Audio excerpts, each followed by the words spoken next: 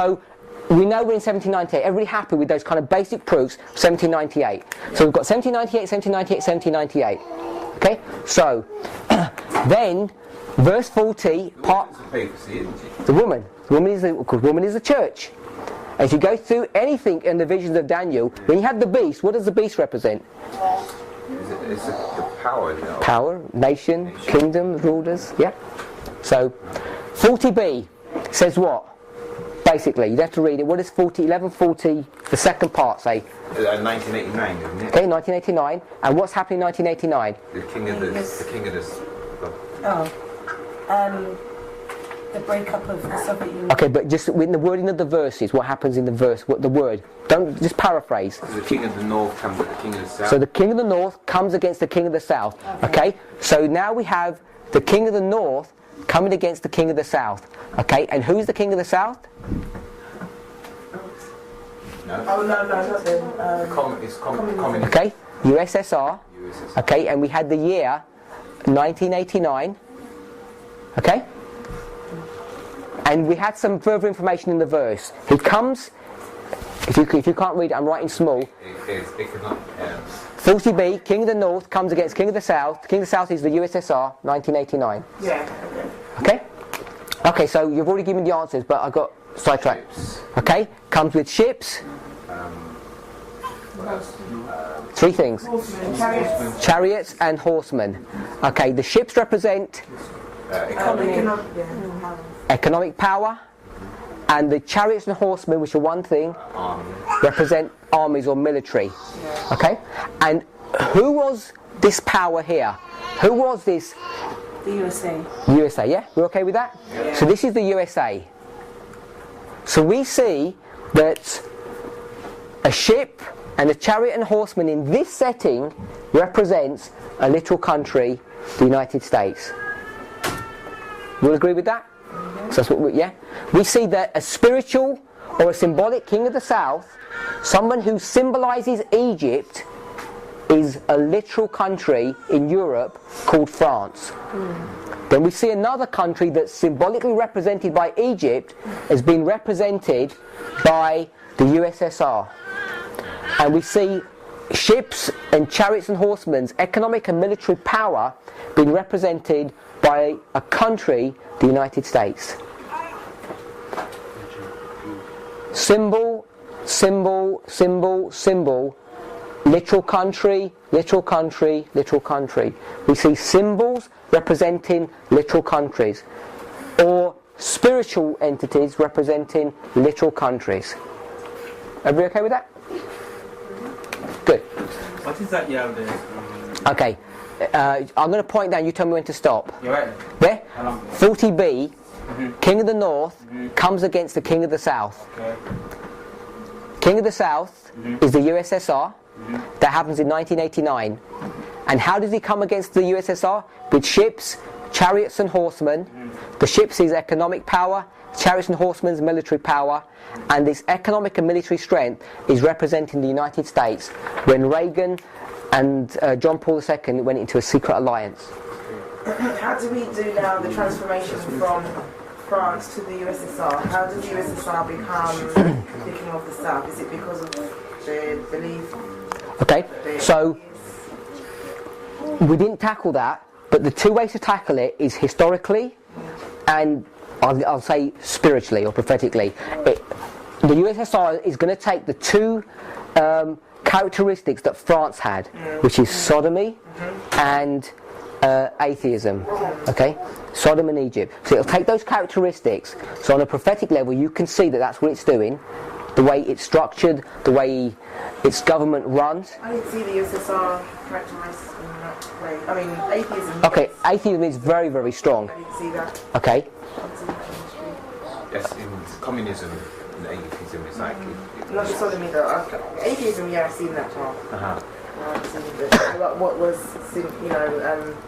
typical of France, I didn't see that. I think what you would do is, if you don't see it, and I think we discussed this, if you go into Great Controversy and read the chapter of the French Revolution, and you see why it's even represented as Sodom, because it's not just about homosexuality per se as we would think about it, okay? Because homosexuality wasn't rife, in the French Revolution. It's not particularly known for that, but it was known for licentiousness. And the other way of understanding it is that 1798, the French Revolution began a wave of revolutions that swept through Europe. Literally, it swept right through Europe. And you can just go onto Wikipedia and you can type in European revolutions or something along those kind of keywords, and they have names. It's well documented history, and they kind of break it down into like periods of time. And you see this progression eastward, and it ends in the Bolshevik Revolution of 1917. Okay, so you can see it laid out in history, as well as the prophetic characteristics. So I'm not suggesting that it's so much homosexuality, but it's the whole issue of licentiousness. And if you see how it panned out in the French Revolution, you'll see that's how it panned out in the USSR. Now, what we've found, and what we will find, is that all of this history here is not in the two structures of Revelation. It's just that it's not there. Okay, it's blank. Okay, so this was verse 40, and then we had verse 41, which was the glorious land. And there's much of the verse which we didn't tackle at all, and we haven't. So we're just going to call that the glorious land. And then verse 42 was Egypt. Okay? And then what else did we discuss after that? Message. Okay, so if we go to verse 43, what happens in verse 43?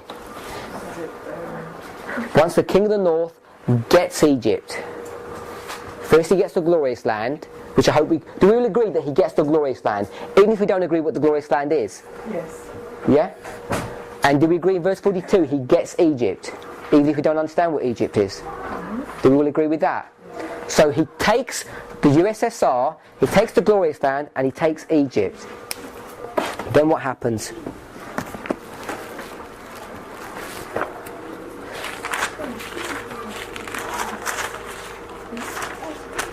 As you're thinking about that, I want to ask you a question. In verse 41, it says, he shall enter also into the glorious land. Okay, so I want to pick up on this term also. Okay?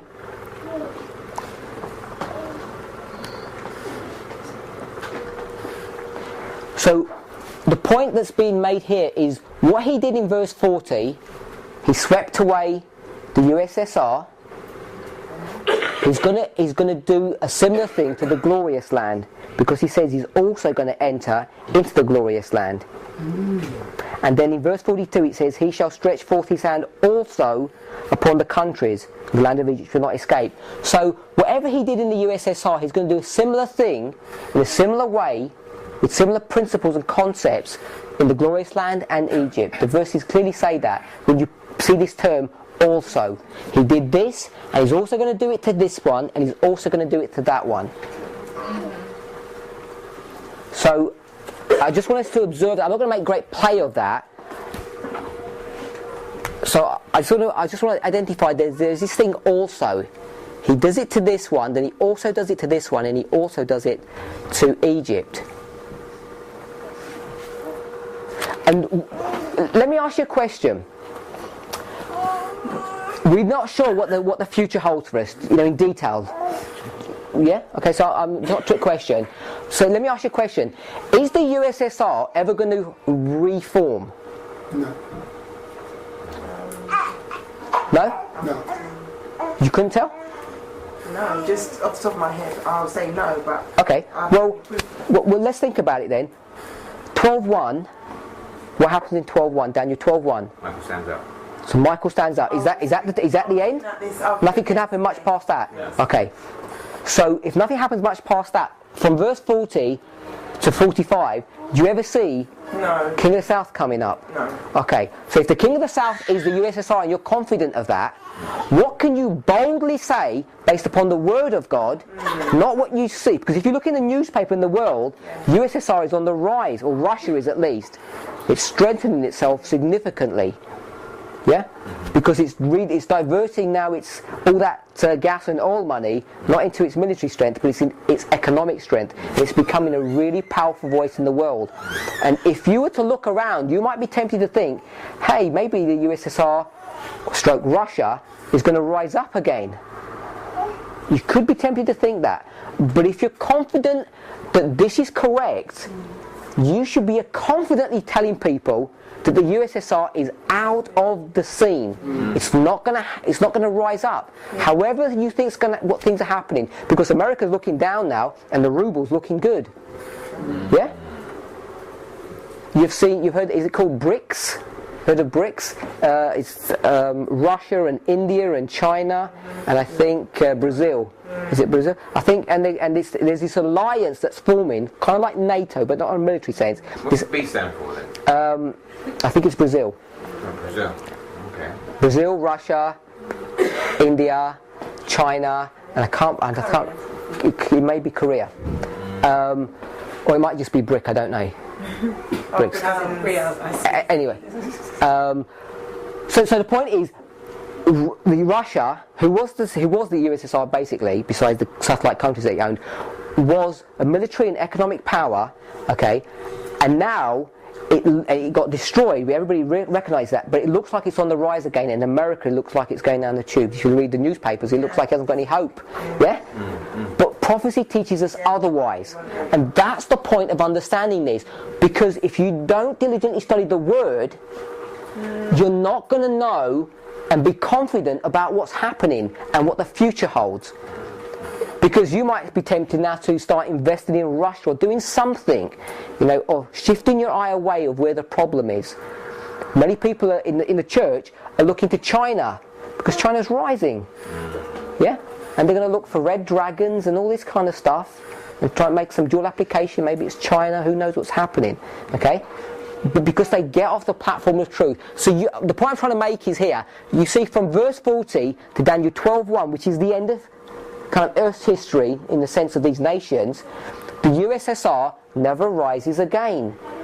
Whatever you see today. And that's how we're supposed to use this prophetic chart, this map, to base our faith upon. When everybody around you, including your brethren, are running around not knowing their left hand from their right hand.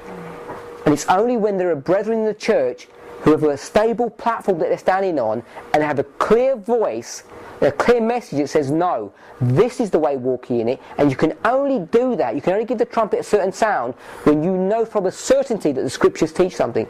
Otherwise, you say, like you said a minute ago, well, I'm not sure really, it might do, who knows, who can tell? Because that's how we teach prophecy nowadays. And there's a statement that James White wrote, and I think some of you probably know it. He says you have to be careful when you're talking about future history, because who knows, you could be wrong. Because they were wrong so many times in their history. He gets very cautious, he gets gun shy. Because it's not based upon prophecy. So anyway, so the point I'm making is that when this one gets taken down in the same way this gets taken down, it never rises again. And the same with Egypt. So what happens in verse 43, quickly? Sorry, Egypt, yeah. is it literal or spiritual? Okay, it's... King of the South is a spiritual representation of something that's literal. In the North is a spiritual symbol of representation of something that's literal. The papacy, lives in Rome, Vatican City, everything. Country.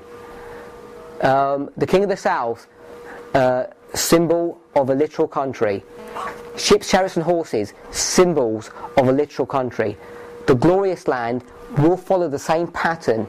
It's a symbol of something that's literal, a spiritual entity that represents something literal, and so will Egypt be. It's a symbol of something that's literal. It's not the literal country of Egypt.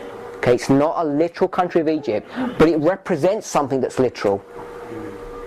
because it's using exactly the same rules of prophetic interpretation. Does that answer your question? So what will it be then? Okay, so we're going to line it up and hopefully see what we can deduce what it's going to be, because that's what the argument is. People argue back then and they say, well, you don't know because you're guessing.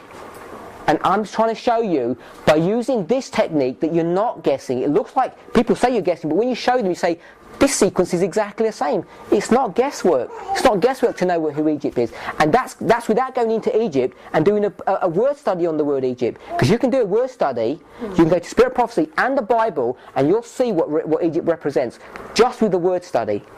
If you typed in Egypt, go into the books of Jeremiah or Isaiah, and it will tell you, really simply, I could just give you the verse now, and you'll say, okay, Egypt, we know what it is. But most people are intellectually accepting of that, but they don't like the consequences of it.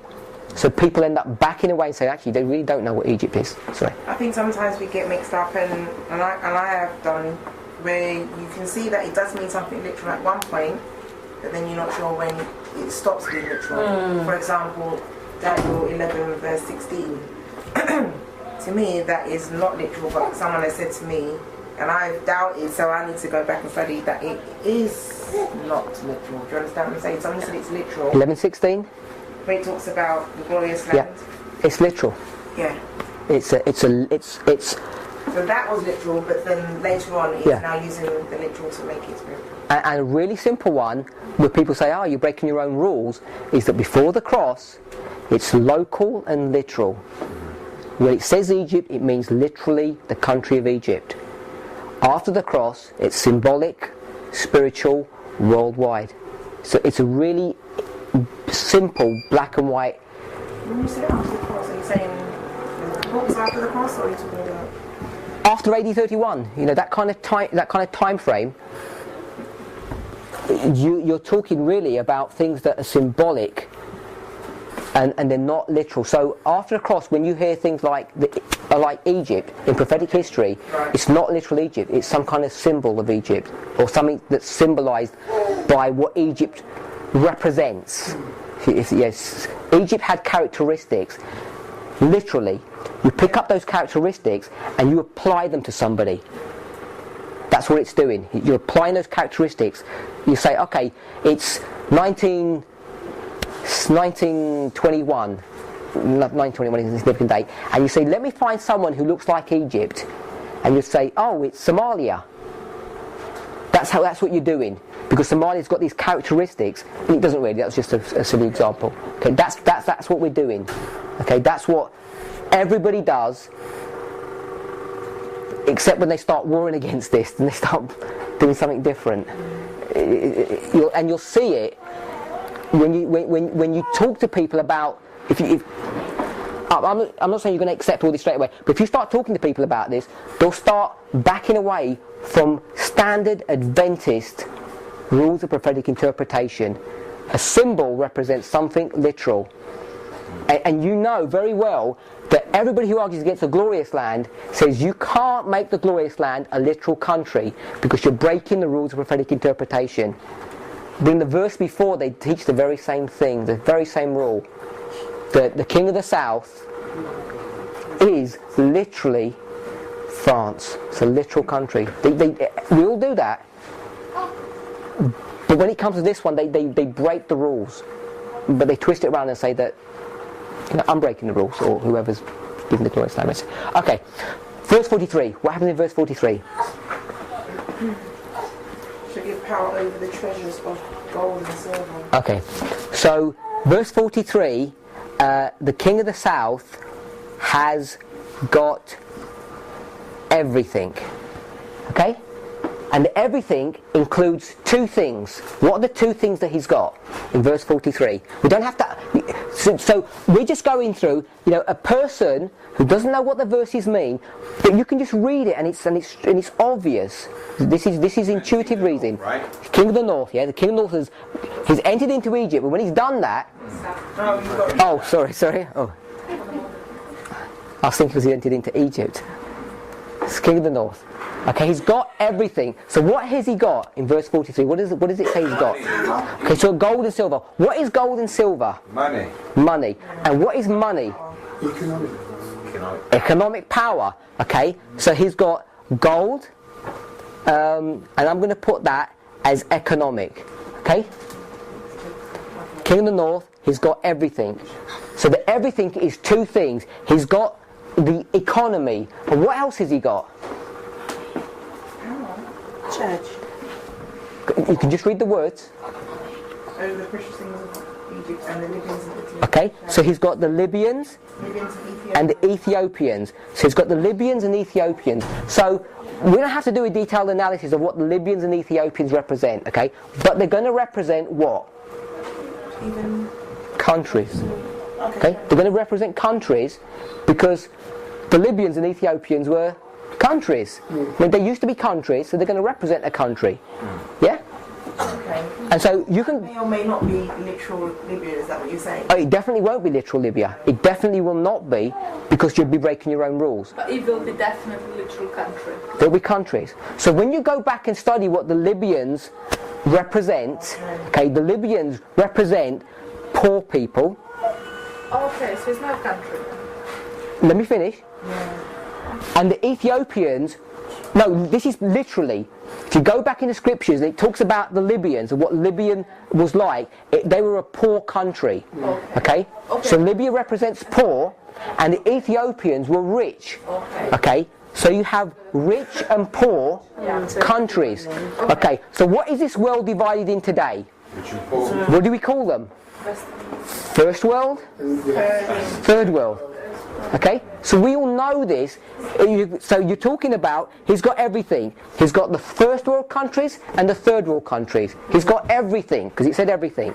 If you also look in the scriptures, we haven't done this, but I'm just laying this out, you'll see that both the Libyans and the Ethiopians were warring countries. It talks about their warring and their fighting over and over again. So you see that he's got economic power and he's got military power. Okay, because the Libyans and the Ethiopians represent not only the poor countries and the rich countries, it represents all of the world, all of its military strength. So it's not a coincidence that he started with economic and military power in verse 40, and he ends with economic and military power. How can chariots and horsemen suddenly now be all kind of... Oh no, but it's not chariots and horsemen, because it's Libyans and Ethiopians. Yeah, but just because they used to fight, what makes it? How do you apply that to him now having their fighting prowess? Do you know what I mean? Okay, because that's what you have to ask yourself the question: why did he not use the men of the East? Yeah. Why did he use Ethiopians? Why did he use Libyans? What you're required to do is do a word study on Libya, on the Libyans. Same with Ethiopia, and see what the characteristics of those nations are. When you see those characteristics, then you're required to sift through them and make them. Okay. Making maybe is not the right way of saying it. To see how apply them to this setting and see well what relevance does that have on it? Okay. Well, exactly. What's the significance of putting Libya and Ethiopia in the text there? What is the significance of that? And likewise, there's a reason why it's been put there. Yeah. So the question is, So what's the reason? Do you know what I mean? So as I said, you need to study that out and get the meat from the word concerning that. Good question. Yeah, I'm thinking, and I need to study, but I'm thinking also that it could be that they're instrumental, they're beneficial to his cause. So, because I'm thinking, how can he use them if they're poor? How can they no longer have their military strength if they're poor, right? You can't, an army can't fight if they're poor, right? So, I'm thinking maybe he's using their military or their conflict into, we call in country conflict. Civil, the destabilizing of their own country to his own gain. So that's how I'm now thinking. Okay. It's helping his cause. Yeah. However we want to visualize what, because you're talking about why they're doing it or how. How are they beneficial to his cause? How could they? If he's not using them if he's not specifically using them as an army, then how is their military strength helping him? Do you know what I mean? If they're poor, so I'm thinking it has to be that their tearing themselves apart is helping him. He's using that as an instrument. Okay, so if you want to know how they do it or why, the hows and whys of anything, you do what David suggested. The other thing you do is what I said right at the beginning. When you see how structure works, okay, if you see this structure lining up in Revelation 13 and 17 and you see something similar happening, okay, you'll have 3 testimonies, 1, 2, 3, and so you won't have one story, you'll have 3 separate stories of what they're doing, and you'll get a broader picture. You'll see glimpses of the whys and wherefores of why that's happening. So that's verse, does that make sense? Yeah. Verse 43. 44? What do you say about verse 44? What's the thing about verse 44? It's the Fringer's message, isn't it? Okay? What do you want to read? No, don't read it. Sorry? Military. Who? Military. Economic and military. The same thing we had, economic and military. And if you, let's just go back to it. If you've got everything, what is, you know, if I said I've got everything, what would that include? What would that mean? You've got the world. You've got the world, yeah? So you can quickly see that here it was the United States, and we know that because we can go back in history and see it. Okay, now we're into future history, but it says everything. So, you know, very quickly you can see, just by deduction, you know, common sense, if you've got everything, I mean, it's everything. So you can see this represents the world. I'm going to put that in quotation marks, okay, because I'm not saying it's a proof, okay, but if it's everything, where did all of this, what is it everything of? If it is not a good way of saying it, he says he's got everything of whose? Whose thing did he have? Everything of the people. No, in the wording of, he's got everything of what? Whose things has he just grabbed hold of? The rich and the poor. No. The king of the. It didn't say the king of the south though. It didn't say the king of the south. Who's everything that has he got? He didn't say. It didn't say. It didn't say. Let's read the verse. Yeah, glorious land. No, the glorious land was the verse before. But he shall have power over the treasures of gold and silver, and over the precious things of Egypt, and the Libyans, and the Okay, so shall be whose everything has he got? steps. Who's everything? Who, you know, the everything. It says everything of who? Who did this belong to? In the verse it says, and shall over all the precious things of Egypt. So it's Egypt's things. So it's Egypt's things he's got. So he's got everything, and everything is representing the world. So you can quickly see that what is Egypt representing? It represents the world. So this is not a proof, but you see clues already coming up. That you can see that this here is representing the world, and I put in quotation marks because it's not a proof, but you can quickly begin to see that everything belongs to him, and everything was Egypt's. And so you begin to see that we're cracking into this code now that maybe Egypt represents the world. So what's it say upon the countries and the land of Egypt? I'm going to. I'm not. This is not a proof, okay? But I'm going to simply say, if you go to verse 40, who does verse 40 represent? France. King of the South was French. Okay. Oh, sorry. I gave you. There was too much there. It says. And shall come against him like a whirlwind, with chariots and with horsemen and with many ships, and he shall enter into the countries, plural, and shall overflow and pass over. So who do those countries represent in verse 40? Poland, Slovakia, Romania, yeah, Turkmenistan. It represents all those satellite nations. He's going to go there and he's going to rip that alliance, that confederacy apart. Yeah? Okay, so if you can see that the world is here, okay, and I'm giving, it's not a proof, you'd expect to see the first world countries, the third world countries. So these would be countries, you know, in the plural. Yeah. So that's why he's talking about these nations, the Libyans and the Ethiopians. Okay.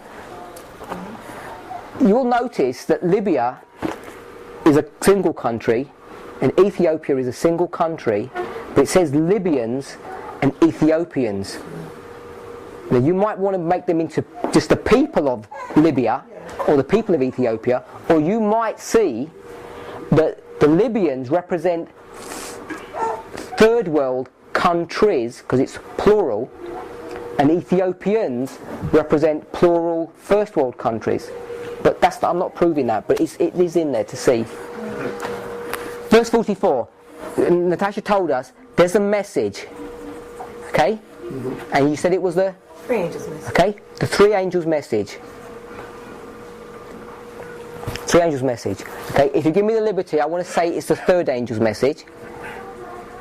Okay, if we agree this is future, yeah, do we agree this is future? Verse 44 from us in 2011. So if it's future from, sorry, that's what? No, third angel's message. Okay, because the third angel's message is the Sabbath, Sunday law issue. Okay, and that's what our focus is going to be, which is the third angel's message. Yeah, but I'll put three angels' messages. Okay, and it says tidings. We know it's a message because it's tidings out of the east and the north. And what do we say the east and the north represent?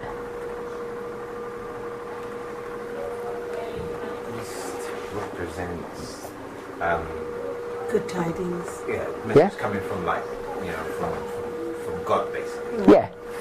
Because when you look at it, Jesus said that it's the light comes from the east to the west, so it's going to come down the Son of Man be. When you look at the east, you know that Sunrise in the east. yeah, and that's kind of the sanctuary. Sanctuary. Yeah.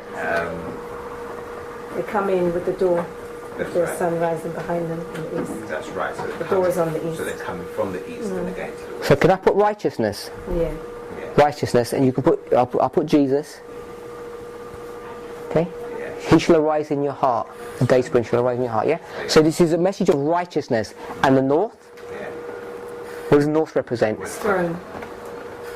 Throne. Word of God. Any other thoughts? When God wants to do something, who does he? Where does that? When he wants to punish people, where does these people come from? From the north. From the north.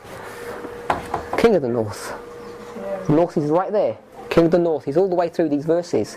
So the issue of the north is a messy. Who is the king of the north? Babylon. King of Babylon. Where did he come from? From the north country. When he comes to punish people who are disobedient. This message of the north is a message of judgment. Okay? Isn't the third angel's message a message of judgment? Yeah? In fact, the three angels' message is a message, that's the whole point. The judgment is here. It's a message of judgment.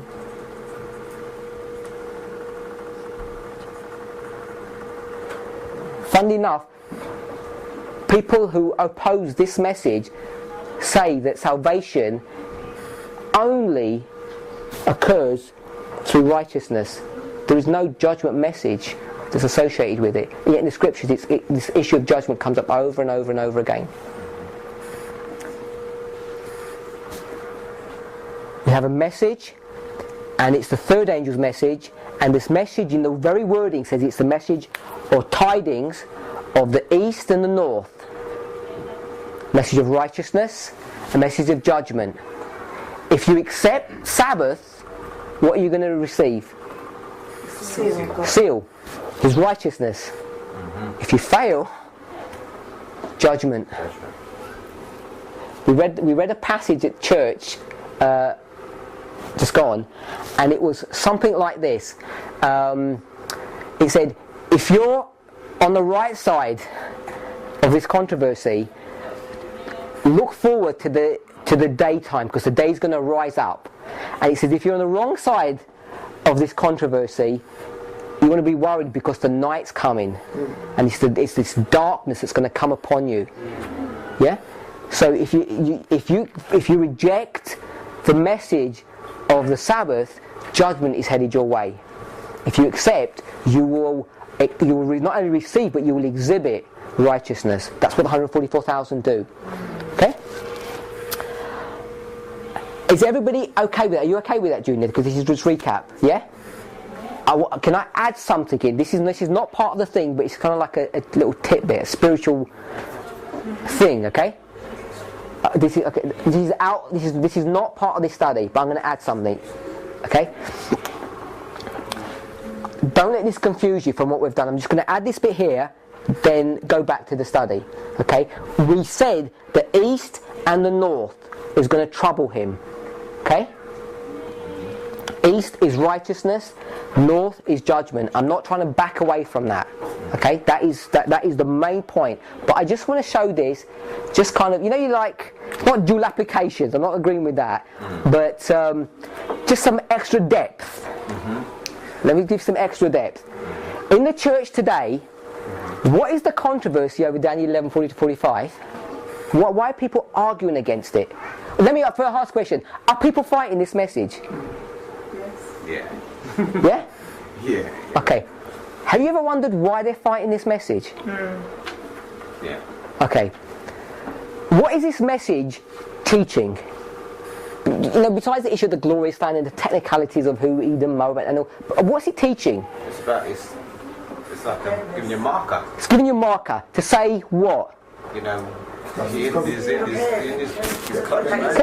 Yeah. Get ready. So it says, from 1989, you better get ready.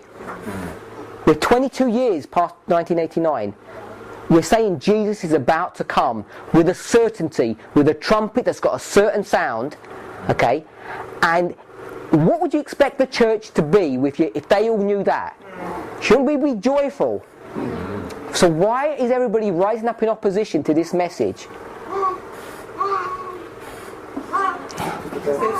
That's what I thought it was, because they just didn't understand. Okay. Well, I think it's just people crying crisis when there isn't a crisis. Okay. So there's we could. False alarms. Because we are falling away from the truth, because we just become comfortable now. We're joining all the other churches, and they don't want they don't want the church to stand out as it's supposed to stand out, because we're supposed to be peculiar people. We don't want to be peculiar. All I'm going to say on this, I guess they're trying to push Christ's second coming back. Going to push it back out of the way. Okay. What does it say in verse 44? Let's read verse 44, because I want us to pick something up. It disturbs. That's you. Yeah. It doesn't. It troubles him. Yeah, okay. Let me ask you a question. Is this church, God's church, troubled by this message? Shouldn't. Is it? It is. It shouldn't be, but is it? People are, yeah. Okay, so this is kind of like a spiritual sermonette, if you like. This is not part of the study.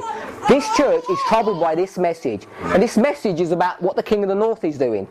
Okay? So why is it troubling the church? Why is it troubling the church? Why is it troubling the church when we're telling it what it's doing? Okay. I don't think it troubles the church. Because you're going to tell me who the church is. Tell us who the church is. You see, it shouldn't trouble the church. You know what I'm saying? But the question is, who is it troubling in the church? Okay. That's right. Let me just say this one thing. I'm not going to say. Does that make sense? You lot was laughing. What happened? I didn't get that. Because we're thinking the King of the North is the only one that should be troubled. So why is it troubling the church? If indeed it is the church, so there's a sifting, right? There's a remnant. Again, it's like what we're thinking, the remnant within the remnant. That it won't be troubling. Those who are embracing it are not being troubled, but those who are being troubled by it, they're marking themselves as well. Okay. Marking themselves at Babylon. No, that's Babylon. No, it's Babylon. The King of the North isn't Babylon. He is. He is. He's from Babylon. King of the North is Babylon. Babylon. He's part. He runs Babylon. But the point is, if the message that's been given, that's from the Word of God, is troubling you, the question you need to ask yourself: Are you adhering? Who are you Are you adhering to the Word, or are you adhering to the church? I mean, are you adhering to the Word, or are you adhering to the system that has been termed the church? Yeah, but wouldn't that just be likened to the sifting? Yeah, that's right. That's right. It shouldn't. From the At the end of the day, the Word of God shouldn't trouble you. It shouldn't trouble me. Why? Because we're part of the church. Yeah, but at that point, I mean, before Michael stands, there's going to be a sifting, isn't there? Yeah. Yeah, and that's what it is. Because if it troubles you, and it troubles you in a direction like the Pharisees, because the Pharisees, what were they? They were the church, weren't they? The Pharisees were the church, or the leaders of the church. But what they were teaching wasn't in accordance with what Christ was teaching. So they were taste. So they were tears. And that's why it was trouble. Okay. That's why Is that what you mean? Is that what you... I don't want to identify anybody, okay, but I'm just going to show you something that I've seen in these words. This is not. I'm going to apply it in a different way. Okay. There are three things that people attack on this message. Three things. The glorious land, which we're tackling. Everybody knows the second one. Everybody knows this one. 25-20. Nobody likes the 25-20. Okay? Because it identifies God's people. But I won't say anything more of that. The third thing that people don't like about this message, we discussed 2 weeks ago at Sister Maureen's house, was Islam. There is no one in this church, virtually, no, who's teaching that Islam is a part of end time prophecy. They don't teach it. Would you think, from your interactions with people, that these are the three things that people home in on? The glorious land, 25-20, and Islam, or the woes, the third woe?